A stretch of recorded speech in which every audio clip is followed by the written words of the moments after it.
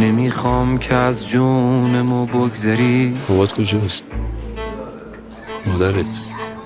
کارت؟ خونه؟ ماشین؟ زمین؟ آدم خوب بیرون از اینجا نیست. فقط با این شما باشون تماس بگیرم. ولی باید اینجا بمونم رفیق. من موندم تو چجوری ساعت میذاری رو بارش بس من دارم تو میپوسم که نامردی ها رو تلافی کنم. بمونم دوباره به دنیا بیام که از مهربونی. چی از جون من میخوای تو داوود؟ خواهیچ همه گرفتن این درم پیش آقا نه دست کسی دیگه. همین شهر برو بیرون بفهمی چی میگم. بیرون همه بهت احترام میذارن برای ته چشم میده. به خونه شب کن برو بیرون از اینجا. که ازت متنفرم.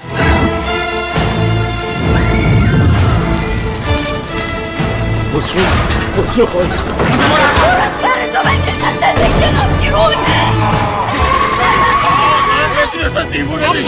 یه کاری میکنم روز خوش نمیدن.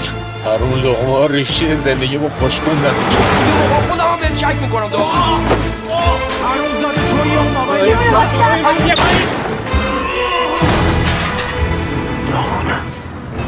داوود اشرف یادته